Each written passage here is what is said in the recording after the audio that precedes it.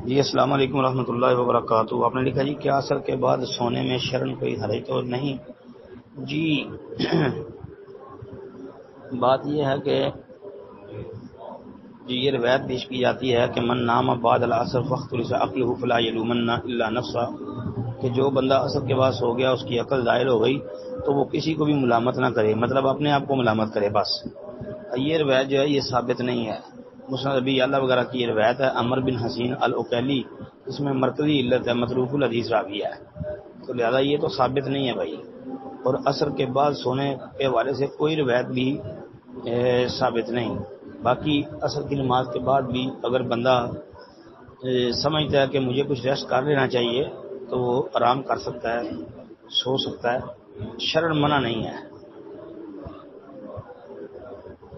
اس پر میں نے ایک تحریر لکھی تھی، اگر تو وہ مجھے مل گئی تو میں پیسٹ کروں گا گروپ میں، ورنہ مسئلہ تو میں نے بتا دیا آپ کو. السلام علیکم ورحمۃ اللہ. جی وعلیکم السلام ورحمۃ اللہ. جی محترم بھائی، یہ جو روایت آپ نے بھیجی ہے نا، یہ صحیح بخاری سے سلمہ بن اقوا رضی اللہ نبی کریم صلی اللہ علیہ وسلم کے یہاں نماز پڑھنے کے لیے کسی کا جنازہ آیا. آپ علیہ السلام نے دعا فرمایا کیا اس میت پر کسی کا قرض تھا؟ لوگوں نے کہا کہ نہیں، آپ نے ان کی جنازہ پڑھا دی. پھر ایک اور جنازہ آیا، آپ علیہ السلام نے دعا فرمایا میت پر کسی کا قرض تھا؟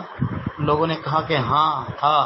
یہ سن کر نبی نے فرمایا کہ پھر اپنے ساتھی کی تم ہی نماز پڑھ لو. ابو قتادہ رضی اللہ عنہ نے عرض کیا اللہ کے نبی، قرض میں ادا کر دوں گا اس کا. تب آپ علیہ السلام نے ان کی نماز جنازہ پڑھائی. یہ صحیح حدیث ہے جی. باقی جو آپ کہہ رہے ہیں وہ الفاظ تو اس حدیث میں نہیں ہیں، وہ دیکھ لیں آپ شرح وغیرہ بخاری کی. السلام علیکم ورحمۃ اللہ.